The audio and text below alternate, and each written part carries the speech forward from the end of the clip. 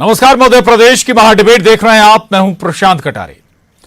तो साल 2023-2024 चुनावी घमासान के साल हैं और ऐसे में 23 और 24 में छोटे सियासी मसले भी कब बड़े हो जाएं, अंदाजा लगाना मुश्किल है। कांग्रेस नेता पवन खेड़ा के प्रधानमंत्री नरेंद्र मोदी पर दिए विवादित बयान पर खेड़ा को सुरक्षा एजेंसियों ने एयरपोर्ट से डिटेन कर लिया। हालांकि खेड़ा को सुप्रीम कोर्ट से कुछ ही देर बाद अंतरिम जमानत भी मिल गई। दरअसल खेड़ा के खिलाफ 2 एफआईआर उत्तर प्रदेश में तो 1 एफआईआर असम में दर्ज हुई थी और दिल्ली में हुई कार्रवाई असम पुलिस की थी। हां, असम पुलिस की इस कार्रवाई में किसकी सहमति थी, किसकी नहीं, यह अलग मसला है। लेकिन जब तक पवन खेड़ा को राहत मिलती तब तक सियासत 7वें आसमान पर पहुंच चुकी थी। कांग्रेस को जैसे बैठे बिठाए सुर्खियों में आने बीजेपी को कोसने का मौका मिल गया और खेड़ा पर सियासी बवाल मध्य प्रदेश, छत्तीसगढ़ तक भी आ पहुंचा। आज इसी पर करेंगे महाडिबेट।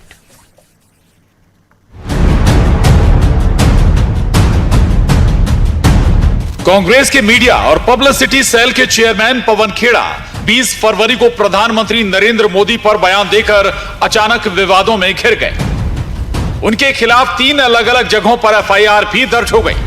लेकिन सियासत ने तब और तूल पकड़ लिया जब रायपुर में हो रहे कांग्रेस के महाधिवेशन में शामिल होने दिल्ली एयरपोर्ट से उन्होंने फ्लाइट पकड़ी।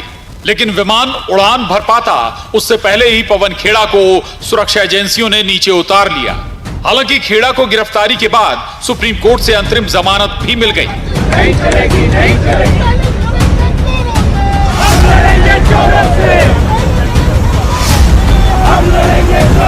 मुझे भी नहीं मालूम। मुझे कहा कि आपका सामान दिखवाना है। मैंने कहा मेरे पास सामान है नहीं, हैंड बैग है। मुझे नहीं, इस बार आप आइए। नीचे आया तो कहा कि आप नहीं जा सकते, अभी डीसीपी आएंगे आपसे मिलने। मुझे खुद नहीं मालूम। पिछले 20 मिनट से डीसीपी की इंतजार कर रहे हैं। क्या नियम है, क्या कानून है, क्यों मुझे रोका जा रहा है, मुझे नहीं मालूम। ऐसे एयरपोर्ट पे बिना किसी वजह के तो रुकना बड़ा मुश्किल होता है। जब तक मुझे तो नहीं समझ में आ रही है। इंतजार ही कर रहा हूँ डीसीपी साहब की आ जाए फिर देखते। खेड़ा पर बखेड़ा दिल्ली में खड़ा हुआ। चुनावी साल में सियासत मध्य प्रदेश में उफान मारने लगी। कांग्रेस एयरपोर्ट से पार्टी नेता पवन खेड़ा की गिरफ्तारी पर आग बबूला है। बीजेपी का आरोप कि कांग्रेस के पास राजनीतिक तथ्य, तर्क और शैली नहीं बची, इसलिए अपमानजनक शब्दों का इस्तेमाल कर रहे हैं। कि कांग्रेस का महाधिवेशन रायपुर में होने जा रहा है, उसके पहले लगातार कांग्रेस नेताओं के ऊपर ईडी की छापेमारी की गई और कांग्रेस के बड़े नेता रायपुर अधिवेशन में शामिल होने जा रहे थे और उसी समय इस तरह के मामले को तूल देकर गिरफ्तारी करने का प्रयास किया गया। जबकि पवन खेड़ा जी स्वयं मामले में अपना खेद व्यक्त कर चुके हैं, स्थिति स्पष्ट कर चुके हैं। उसके बाद केवल और केवल ये दबाव की राजनीति है। कांग्रेस के कार्यकर्ता किसी दबाव में नहीं आने वाले। और जिस प्रकार से ये बात सामने आई है, इससे समझ में आता है कि कांग्रेस के पास में राजनीतिक मुद्दा नहीं है। राजनीतिक तर्क, राजनीतिक तथ्य, राजनीतिक तौर पर शैली इनके पास में बची नहीं है। इसलिए गाली गलौज और ये अपमानजनक टिप्पणियां करने पर आमादा है। वैसे तो पवन खेड़ा कांग्रेस के मीडिया फेस हैं, लेकिन खेड़ा के बहाने कांग्रेस के पास बीजेपी पर वार करने का मौका जरूर हाथ आ गया। कांग्रेस राष्ट्रीय और राज्य के स्तर तक इसे तानाशाही करार दे रही है। इधर सुप्रीम कोर्ट ने खेड़ा को जमानत देने के साथ तीनों एफआईआर को क्लब करने का आदेश देकर भी एक और राहत दे दी। उधर कांग्रेस देश भर में पार्टी नेताओं के खिलाफ ईडी, आईटी के छापों को बीजेपी का डर बताने में जुट गई। यानी खेड़ा पर सियासी बखेड़ा अभी थमने वाला नहीं। भोपाल से अनुराग श्रीवास्तव के साथ bureau report, news 18, Madhya Pradesh, Chhattisgarh. तो पवन खेड़ा कांग्रेस के राष्ट्रीय नेता हैं और दरअसल उन्हें फ्लाइट से नीचे उतार लिया गया, पुलिस अपने साथ ले गई और हालांकि सुप्रीम कोर्ट ने उन्हें बाद में राहत भी दे दी। दरअसल मसला प्रधानमंत्री नरेंद्र मोदी पर विवादित बयान का था। 20 फरवरी को पवन खेड़ा ने पीएम मोदी पर बयान दिया था और उसके बाद से ही बीजेपी जहां हमलावर थी और आज कांग्रेस हमलावर नजर आई। वजह थी पवन खेड़ा को डिटेन कर लिया गया था। अब सियासत इस पर जमकर हो रही है। कांग्रेस कई तरह के आरोप भी लगा रही कि भाई महाधिवेशन को बीजेपी टारगेट कर रही है। इससे पहले ईडी के छापे भी पड़वाए गए, वो भी मकसद महाधिवेशन को ही टारगेट करने के थे। सियासत आज जो कुछ भी घटनाक्रम हुआ दिल्ली में हुआ, लेकिन उसका असर मध्य प्रदेश तक भी पहुंच गया, छत्तीसगढ़ तक भी पहुंच गया। आज इसी मसले पर हम चर्चा करेंगे। 3 खास मेहमान हमारे साथ जुड़ रहे हैं। पंकज चतुर्वेदी जी हैं प्रवक्ता बीजेपी, अजय सिंह यादव जी उपाध्यक्ष मीडिया सेल कांग्रेस, आप दोनों का बहुत स्वागत है। और वरिष्ठ पत्रकार मृगेंद्र सिंह जी हमारे साथ इस चर्चा में हैं, आपका भी बहुत स्वागत है। मृगेंद्र जी, चर्चा की शुरुआत में आपसे ही करूंगा, क्या सियासी बयानों पर इस हद तक क्या इस तरीके का एक्शन उचित नजर आता है क्या? हालांकि ये भी जरूर हम इसमें समझ लें कि प्रधानमंत्री जिन पर बयान दिया गया शायद उन्हें पता ही ना हो कि इस मामले में कोई एक्शन भी हो रहा है। 3 अलग-अलग जगह FIR दर्ज हुई थी। नहीं हो सकता है, लेकिन जिस तरह से कार्रवाई हुई जी, कम से कम लोकतंत्र में इस तरह की कार्रवाई को अच्छा नहीं माना जाता। हो सकता, जैसा आपने कहा, हो सकता है प्रधानमंत्री जी को मालूम ना होगी और वो और जिस तरह से उनको हिरासत में लिया गया, गिरफ्तारी हुई या फिर उसके बाद कोर्ट ने किया, तो मैं समझता हूँ कि एक जो स्वच्छ राजनीति की बात की जाती है ना, उसमें किसी भी पार्टी का कोई भी हो, वो कांग्रेस पार्टी के हों या छोटी पार्टी के हों या भाजपा का भी कोई अगर करता है, तो कम से कम इस तरह की राजनीति से कम जो एजेंसियां हैं तो उनको सोच समझ के काम करना चाहिए, सोच समझ कदम उठाना चाहिए। कैसे किसी को कहीं भी आप पकड़ लो, गिरफ्तार कर लो, इससे क्या होगा कि ऐसा लगेगा कि जैसे देश में आपातकाल जैसी हालत हो, ऐसी हालत कम से कम एक स्वच्छ जो देश है इंडिया, ऐसी स्थिति नहीं बननी चाहिए। लोगों को भी अपनी बात कहने का अधिकार है, कहना चाहिए, और उसके अगर किसी ने कुछ गलत कहा है तो उसके लिए नियम कानून बने हुए हैं, उसके लिए FIR होती है, सब कुछ करिए, गिरफ्तार करिए, सब कुछ कार्रवाई करिए। लेकिन जब कोई व्यक्ति उसकी बैठक में जा रहा हो फिर एयरपोर्ट में इस तरह गिरफ्तार करे, तो वो मेरे ख्याल से लोकतंत्र में के लिए ये अच्छा संदेश नहीं है। ठीक, चलिए अजय सिंह जी, FIR हुई थी और FIR हुई तो जाहिर है कि FIR हुई है, अलग अलग धाराओं के तहत तो कार्रवाई भी होगी। इसमें तानाशाही वाला पुट कैसे आ गया? देखिए प्रशांत जी, जिस तरह से भारतीय जनता पार्टी सरकार के दबाव में लगातार एजेंसियां काम कर रही, किसी से छुपा नहीं है। कांग्रेस का राष्ट्रीय अधिवेशन रायपुर में होने जा रहा है। 2 दिन पहले ईडी द्वारा लगातार छापेमारी रायपुर में की गई कांग्रेस से संबंधित लोगों के ऊपर, और अब जब हमारे राष्ट्रीय प्रवक्ता पवन खेड़ा जी अधिवेशन में शामिल होने जा रहे थे, पुलिस द्वारा उनके साथ जिस तरह का कृत्य किया गया वो घोर निंदनीय है, आपत्तिजनक है। और अगर आप पृष्ठभूमि में भी जाएं तो पवन खेड़ा जी ने जो बात कही, उन्होंने स्पष्ट तौर पर कहा कि स्लिप ऑफ टंग से ज़्यादा नहीं था। उन्होंने खेद भी व्यक्त कर दिया था उस मुद्दे के ऊपर। उसके बाद उनके साथ इस तरह से बर्ताव किया गया जैसे कोई आतंकी संगठन के व्यक्ति हों। मैं पूछता हूँ, ये पुलिस कहाँ थी जब नीरव मोदी और विजय माल्या देश छोड़ के भाग गए? उस समय पुलिस ने उन्हें अरेस्ट नहीं किया, कहीं दिखाई नहीं दी भारतीय जनता पार्टी सरकार की पुलिस। ये केवल तानाशाही पूर्वक रवैया है। और कुछ और मुद्दे भी राजनीतिक भी मैं रखना चाहूंगा। खेड़ा जी ने तो खेद व्यक्त कर दिया जब खूनी पंजा कहा गया, जर्सी गाय कहा गया, 5 करोड़ की गर्लफ्रेंड कहा गया, और इन मुद्दों पर किसी ने खेद व्यक्त नहीं किया। और प्रधानमंत्री रेनकोट लगा के नहाते हैं, ये बयान संसद में दिया गया। तो ऐसे मामलों पे पुलिस ने संज्ञान क्यों नहीं लिया जबकि किसी ने कोई खेद व्यक्त नहीं किया? इसमें आपने पवन खेड़ा जी का पहला जो बयान था, खेद आपने सुन लिया, पहला बयान जो था उसको आपने पूरा सुना था क्या? केवल PM नहीं बल्कि उनके पिताजी को उसमें आपने घेर लिया जो है नहीं। देखिए घेर नहीं लिया है, उनके स्लिप ऑफ टंग थी और उन्होंने उस चीज पर खेद व्यक्त कर दिया था। उसके आगे का सेंटेंस आपने गौर किया, उस पर नहीं किया? देखिए प्रशांत जी, मैंने आपसे बोला खेद व्यक्त करने का तात्पर्य होता है कि व्यक्ति ने माना कि मुझसे भूलवश निकल गया, तो उसके बाद उसको आप अपराध मान रहे हैं। और मैंने ये 5 मुद्दे वो गिनवाए जिन पर किसी ने खेद व्यक्त नहीं किया और पुलिस ने कोई संज्ञान नहीं लिया। बड़े बड़े अपराधियों के मामले गिनवाए, हजारों करोड़ लेके नीरव मोदी और विजय माल्या चले गए, किसी एयरपोर्ट पर किसी पुलिस ने नहीं पकड़ा। तो ये तो स्पष्ट दिख रहा है ये तानाशाही पूर्वक पुलिस दबाव में काम कर रही है और भारतीय जनता पार्टी राजनीतिक विरोधियों को दबाने के लिए, दमन करने के लिए पुलिस का दुरुपयोग कर रही है। लेकिन अंग्रेजों से लड़ने वाली कांग्रेस पार्टी डरने वाली नहीं है। जी चलिए जवाब ले लेते हैं पंकज जी से। पंकज जी, तानाशाही कर रहे हैं आप, ये सीधा आरोप है। दूसरा ये कि राहुल गांधी या भारत जोड़ो यात्रा इसके बाद जो बढ़ी है, कांग्रेस का दायरा बढ़ा है, उसको लेकर आप लोग चिंतित हैं?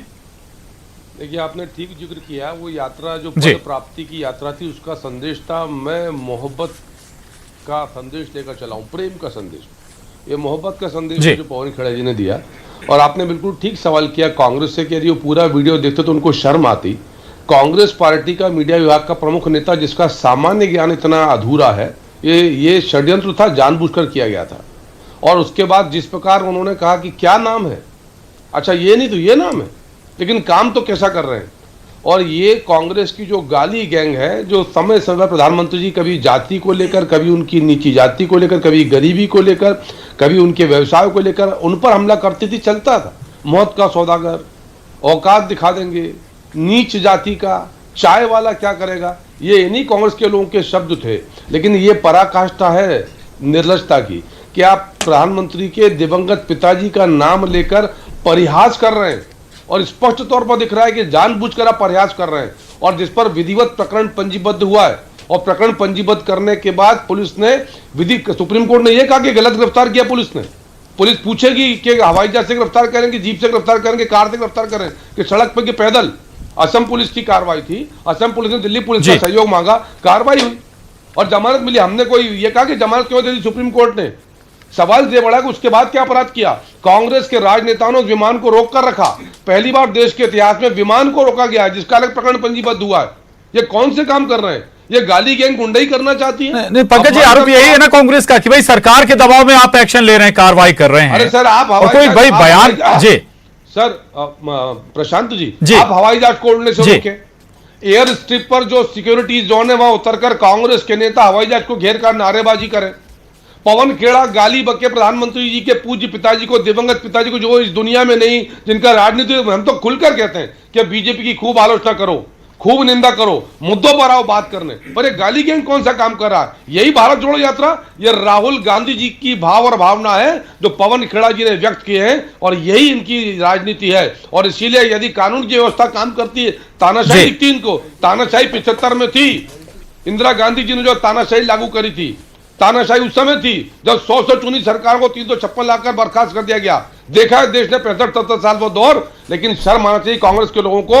मैं स्पष्ट तौर पर आरोप लगा रहा हूं कि राहुल गांधी जी की जो मोहब्बतों का संदेश था वो पवन खेड़ा दे रहे हैं, और किस निर्लजता से, शर्म आना चाहिए। हम हमारे प्रशांत जी संस्कृति है कि दिवंगत कैसे भी हो, प्रधानमंत्री जी के पिताजी, भारत के प्रधानमंत्री, बीजेपी के नेता बाद में, पर भारत के प्रधानमंत्री के पूज्य पिताजी के लिए जो दिवंगत हैं, जिनका राजनीति वास्ता नहीं है, आप परिहास उड़ा रहे हो उनका। शर्म आना चाहिए ऐसी राजनीति के ऊपर। इस गाली गैंग के ऊपर जो कार्रवाई की गई, कम की गई कार्रवाई। ठीक है अजय सिंह जी, क्या वाकई राजनीतिक विरोध में मर्यादा टूट रही है क्या आप लोगों की तरफ से? दूसरा, एक तानाशाही का जिक्र किया, उस पर अक्सर बीजेपी आपको एक आईना दिखाने की कोशिश करती है। देखिए प्रशांत जी, भाजपा के झूठ बोलने से तथ्य नहीं बदल जाएंगे। तथ्यों पे बात करना भाजपा सीख नहीं सकती है। मैंने आपसे कोट किए, पवन खेड़ा जी ने अपनी बात पर खेद व्यक्त किया, और भाजपा के किसी नेता ने जो आपत्तिजनक बातें कही, क्या जर्सी गाय कहा जाना आपत्तिजनक नहीं है? लेकिन भाजपा के किसी नेता ने खेद व्यक्त नहीं किया। नहीं, मेरा प्रशांत जी कहना यह है कि उन मामलों पे पुलिस ने संज्ञान क्यों नहीं लिया? और मैं उत्तर देता हूं। देखिए, इन दोनों मामलों में 2 प्रकरण उत्तर प्रदेश के और असम के प्रकरण में पुलिस ने सेल्फ कॉग्निजेंस नहीं लिया है। विधिवत भारतीय जनता पार्टी के कार्यकर्ताओं ने आवेदन दिया, उस पर प्रकरण पंजीबद्ध हुआ है। और जिन विषयों का उल्लेख हमारे भाई कर रहे हैं, हमारे मित्र कर रहे हैं, वो विषय राजनीति के हैं। प्रधानमंत्री पर टिप्पणी को कभी कोई किसी ने प्रकरण पंजीबद्ध किया क्या? मौत का सौदागर पर किया क्या? औकात दिखाने पर किया क्या? देखिए प्रशांत जी, ये दोहरी बात है। संसद में कहा जाता है कि प्रधानमंत्री रेनकोट पहनकर बैठे थे, तो ये आपत्तिजनक नहीं है? मुझे बताइए ना।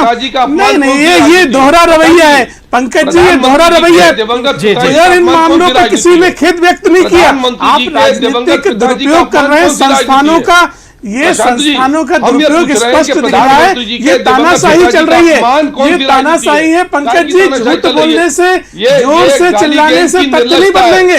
सुप्रीम कोर्ट ने भी उन्हें जमानत दी है, पवन खेड़ा जी को। सुप्रीम कोर्ट ने भी जमानत दी है और माना है कि इस मामले में कार्रवाई अभी नहीं की जाए। जब राजनीतिक कार्यक्रम के लिए जा रहे थे, तो राजनीतिक कार्यक्रम को, महाधिवेशन को प्रभावित करने के लिए आपने पुलिस का दुरुपयोग किया, और नीरव मोदी और विजय माल्या को तो आपने बरी कर दिया, भिजवा दिया विदेशों में। नीरव मोदी और विजय माल्या को तो भेज दिया विदेशों में, उन्हें तो नहीं पकड़ा आपकी पुलिस ने। किसकी एफआईआर का इंतजार कर रहे हैं? किसकी एफआईआर का इंतजार कर रहे हैं? नीरव मोदी नरेंद्र मोदी जी के साथ बैठते थे, आपने तस्वीरें नहीं देखी, देश ने देखी है। इन मामलों में किसी राजनेता पर क्या बोलते हैं, बयान देते हैं, परिवार को क्यों उसमें लाया जाए, क्यों घसीटा जाए? देखिए प्रशांत जी, सबसे बड़ी बात और सबसे बड़ी बात का जवाब यही है कि पवन खेड़ा जी ने अपनी बात पे खेद व्यक्त किया है। वो अपनी बात पे कायम नहीं है कि उन्होंने सही बात कही, उन्होंने खेद व्यक्त किया कि मुझसे भूल बस निकल गया। इसके बाद इस मुद्दे की कोई बात नहीं रह जाती है। और आपके नेता कहते हैं जर्सी गाय हमारे नेता को, शर्म नहीं आती आप लोगों को?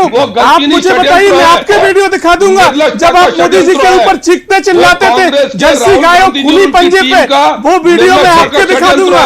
ये दोहरा चरित्र है आपका, दोहरा चरित्र है, दोहरा चरित्र है। कांग्रेस में ये चरित्र नहीं सिखाया जाता। आप दुरुपयोग कर रहे हैं, तानाशाही पूर्वक रवैया अपना रहे हैं, तानाशाही कर रहे हैं। कांग्रेस के महाधिवेशन से डरकर, घबराकर आप लोग संस्थानों का दुरुपयोग कर रहे हैं, दुरुपयोग कर रहे हैं कांग्रेस के महाधिवेशन से घबराकर और हमारे अधिवेशन को प्रभावित करने के लिए। जनता निकाल रही है, जनता परेशान है। मृगेंद्र जी के पास जाऊंगा, चर्चा को आगे बढ़ाएंगे। अजय जी, पंकज जी लौटूंगा आपके पास। मृगेंद्र जी, ठीक है अजय जी, मृगेंद्र जी, मेरा सवाल आपसे है। जी, ठीक है मृगेंद्र जी, सियासी दल कोई भी एक्शन तोल मोल कर लेते हैं कि भाई उसका क्या नफा होगा, क्या नुकसान होगा, और कम से कम इस पूरे प्रकरण से अगर हम कहें तो सुर्खियां कांग्रेस को मिली हैं। और शायद कहीं ऐसा तो नहीं कि ये असम सरकार के स्तर पर ये एक्शन लिया गया, पुलिस ने कार्रवाई की और शायद ये दिखाने की कोशिश हो कि भाई हम आपके कितने फेवर वाले हैं, पीएम के लिए संदेश देने की कोशिश हो असम सरकार की? नहीं, देखिए ये फैसला, निर्णय असम की पुलिस ने किया है, निश्चित रूप से असम सरकार का होगा। और ये भी देखने वाली बात हुई कि पुलिस ने अपनी तरफ से किया कि असम के चीफ मिनिस्टर को बताया कि नहीं बताया। लेकिन मुझे लगता है कि जिस तरह कार्रवाई है तो कोई प्रधानमंत्री जी पे कोई फर्क पड़ेगा, किसी से खुश हो जाए, किसी से नाराज हो जाए, ऐसी बात नहीं है। कि प्रधानमंत्री देश का प्रधानमंत्री होता है, उसका दिल बहुत बड़ा, छोटी छोटी बातों के लिए उनके पास न समय रहता और न इस तरह की बातों पर उनको कार्रवाई करने की बात कही जाती। ये जो नीचे स्तर के कार्यकर्ता होते हैं, जो ज़मीन से जुड़े कार्यकर्ता होते हैं, जो छोटे कार्यकर्ता होते हैं, तो वो इस तरह का काम करते हैं, शिकायत करते हैं, कार्रवाई करते हैं। लेकिन प्रधानमंत्री जी, मुझे लगता है प्रधानमंत्री जी की या असम सरकार ने दर्ज कर लिया तो वहाँ का चीफ मिनिस्टर या वहाँ का जो बीजेपी प्रेसिडेंट हो उसके नंबर बढ़ गए प्रधानमंत्री। अमूमन एक छोटा सा उदाहरण और मृगेंद्र जी आपसे समझूंगा इस पर। प्रधानमंत्री पर पहली बार नहीं, जब कोई विवादित बयान दिया गया, बहुत सारे बयान दिए गए और उसका उन्होंने पॉलिटिकल माइलेज लिया बजाय कोई ऐसे एक्शन के। नहीं, मैं वही बात कर रहा हूँ। प्रधानमंत्री बहुत बड़े होते हैं, बहुत बड़ा दिल होता है प्रधानमंत्री का। प्रधानमंत्री किसी भी चीज़ में इतनी छोटी बातों को लेकर मुझे लगता है कि किसी से खुश होंगे या नाराज होंगे या कोई बात कहेंगे। अच्छा, दूसरी बात यह है कि मैं राजनेताओं से भी कहूँगा कि उनकी जो भाषा है कम से कम उसको नियंत्रित करके करना चाहिए। किसी भी पार्टी के नेता हों, कांग्रेस के हो, भाजपा के हो, सपा के हों, बसपा के हों, आपके किसी भी दल के नेता हों, लेकिन उनकी वाणी संयम होनी चाहिए। किस पर क्या टिप्पणी कर रहे हैं उस पर उन्हें नियंत्रण होना चाहिए। बाद में कहने के स्लिप ऑफ टंग हो गया, एक आध बार हो सकता है, लेकिन इस तरह की खुद नेताओं को बचना चाहिए कि हम क्या बात कर रहे हैं। अब विशेषकर वो लोग जो आज इस दुनिया में नहीं हैं, उनके बारे में मैं समझता हूँ किसी को टिप्पणी नहीं करना चाहिए। और सही गलत कुछ भी हो, किसी की भी, प्रधानमंत्री जी के पिताजी हो सकते, किसी के पिताजी हो सकते हैं, लेकिन इस तरह से की जो टिप्पणियां हैं उनसे नेताओं को खुद को थोड़ा संयम बरतना चाहिए। बिल्कुल संयम बरतना चाहिए। अजय सिंह जी, ईडी आईटी पर आप सवाल उठा रहे थे, कांग्रेस लगातार सवाल उठा रही कि भाई ईडी की छापेमारी हो रही है, गलत हो रही है, राजनीतिक या सरकार के दबाव में ये छापेमारी हो रही है। जब ईडी आईटी को तथ्य मिलते हैं, संपत्तियां मिलती हैं, अवैध संपत्तियां हासिल होती हैं। 2019 का जिक्र कर लेता हूं, मध्य प्रदेश में वो लोकसभा चुनाव होने वाला था, यहां पर छापेमारी हुई थी। इनकम टैक्स डिपार्टमेंट ने कई 100 करोड़ रुपए लेकर गई थी इनकम टैक्स डिपार्टमेंट अपने साथ पर। देखिए प्रशांत जी, पहले तो मैं आपको करेक्ट कर दूं, कोई रुपया मध्य प्रदेश से नहीं लेके गई थी इनकम टैक्स डिपार्टमेंट, और ना किसी तरह का कोई प्रमाण दिया गया है। और हमारी आपत्ति है कि आप कहते हैं ईडी को जानकारी मिली इसलिए उन्होंने कार्रवाई करी। देश के एक बड़े उद्योगपति की संपत्ति में लगातार गिरावट होती है, शेयर मार्केट में हजारों करोड़ का नुकसान होता है, तो ऐसे मामलों में ईडी को कोई जानकारी नहीं मिलती, सीबीआई को कोई जानकारी नहीं मिलती कि 50,000 करोड़ से ज्यादा के बैंकों के ऋण वो लिए बैठे हैं, दुनिया भर की बड़ी बड़ी एजेंसियां उनके खिलाफ किस तरह की रिपोर्टें दे रही हैं, और कैसे 600वें नंबर से दूसरे नंबर के उद्योगपति बन जाते हैं अदानी। तो ऐसे मामलों पे ईडी सीबीआई कहां चली जाती है? बहुत विस्तार की बात नहीं है। देखिए मैंने आपसे बोला तो यहाँ ईडी को व्यवसाय करेंगे, बड़ा लोन लेंगे। मेरा सवाल यही है कि जब इतना बड़ा उथल पुथल होता है, हजारों करोड़ का नुकसान होता है इन्वेस्टरों को, तो ईडी सीबीआई यहाँ जांच क्यों नहीं करती है कि इस मामले में कहीं कोई गड़बड़ी तो नहीं है, इस मामले में गलत तरीके का उपयोग तो नहीं किया गया? आप मुझे बताइए, ईडी का कोई नोटिस भी देखा हो? लेकिन ईडी की जांच होती है जहां कांग्रेस का अधिवेशन होता है, कांग्रेस के कार्यकर्ताओं के ऊपर होती है, सीबीआई का दुरुपयोग होता है। ये तानाशाही पूर्वक रवैया है। भारतीय जनता पार्टी को जब जनता नकारने लगती है, वो ईडी सीबीआई को आगे करती है और पंकज जी से जवाब ले लेते हैं। पंकज जी, जो बात अजय जी कर रहे हैं उसका भी जवाब दीजिएगा। और दूसरा ये कि भाई ईडी या आईटी को केवल कांग्रेस शासित राज्यों में ही भ्रष्ट या अफसर भ्रष्ट नेता अधिकारी नजर क्यों आते हैं? कांग्रेस से संबंधित कांग्रेस शासित ही नहीं, मुझे बताइए नोटबंदी के घोटाले में ऐसे ऐसे नाम आए और मैंने तो अदानी का नाम लिया। प्रशांत जी, आज प्रधानमंत्री इन सारी संस्थाओं की बैठक ली और प्रधानमंत्री जी ने कहा कि आप निडर होकर अपना काम करिए और आपको वही लोग भला बुरा कहेंगे जो अपराध करते हैं, जिन्होंने गड़बड़ करी है। कोई और आदमी कांग्रेस के अलावा पूरे देश में बता दे कोई ईडी की बुराई करता मैं टोकना नहीं चाहता था, लेकिन पंकज जी मेरा आपसे सवाल है कि एक बड़े उद्योगपति के मामले में देश को हजारों करोड़ का नुकसान हुआ, वहाँ ईडी और सीबीआई ने क्यों संज्ञान नहीं लिया? जेल में प्रशांत जी, इस तरह से समय बर्बाद नहीं किया जा सकता है। आप तर्क करके आप तर्क कर रहे हैं पंकज जी, मुझे आपत्ति है। मैंने कोर्ट किया, देश में एक बड़े उद्योगपति के ऊपर ईडी सीबीआई ने क्यों नहीं करी कार्रवाई? मैं आपसे पूछ रहा हूँ, एक बड़े उद्योगपति जिसकी वजह से लाखों करोड़ का नुकसान हुआ, उन पर ईडी सीबीआई ने कार्रवाई क्यों नहीं करी? मुझे इस बात का जवाब दीजिए पंकज जी। देश की जनता जानना चाहती है, जहां हजारों लाखों करोड़ का घपला घोटाला प्रमाणित है, लोगों को घाटा हुआ, नुकसान हुआ, वहां ईडी सीबीआई ने काम क्यों नहीं किया? क्यों नहीं किया? क्योंकि आपकी मिलीभगत थी, क्योंकि भाजपा की मिलीभगत थी, इसलिए उन मामलों में ईडी ने कार्रवाई नहीं करी। ईडी ने कार्रवाई नहीं करी क्योंकि आपकी मिलीभगत थी और केवल राजनीतिक विरोधियों के ऊपर कार्रवाई करवा रहे हैं। आप संस्थानों का दुरुपयोग कर रहे हैं, डरे हुए आप हैं, डरे हुए आप हैं, इसलिए जनादेश का सामना नहीं करना चाहते, संस्थानों का दुरुपयोग कर रहे हैं, संस्थानों का दुरुपयोग कर रहे हैं। भाजपा डरी हुई है, भाजपा डरी हुई है, भाजपा डरी हुई है, इसलिए संस्थानों का दुरुपयोग कर रही है। आप कांग्रेस के महाधिवेशन को प्रभावित करने के लिए कार्रवाई कर रहे हैं, देश सब जानता है, देश जानता है। आपकी कलाई खुल गई है, वक्त कम है, कलाई खुल गई है, माफी चाहूंगा, वक्त कम है, लेकिन जी बहुत ही साफ मसला है, पक्ष और विपक्ष वाला मसला है। जब आप विपक्ष में होते हैं तो अलग राय होती है, पक्ष में होते हैं तो अलग मसला होता है। बंगाल का भी ऐसा ही मसला है, जब बीजेपी के नेताओं के साथ इस तरह की घटना होती है तो फिर बीजेपी बंगाल सरकार पर सवाल उठाती थी, लेकिन आज कांग्रेस के साथ हो रहा है तो कांग्रेस अब बीजेपी पर सवाल उठा रहे। बहुत शुक्रिया आप तीनों खास मेहमानों का इस चर्चा में शामिल होने के लिए। अजय सिंह जी, मृगेन जी, आपका भी बहुत धन्यवाद। पंकज जी, आपका भी बहुत शुक्रिया। महाडिबेट में बस इतना ही।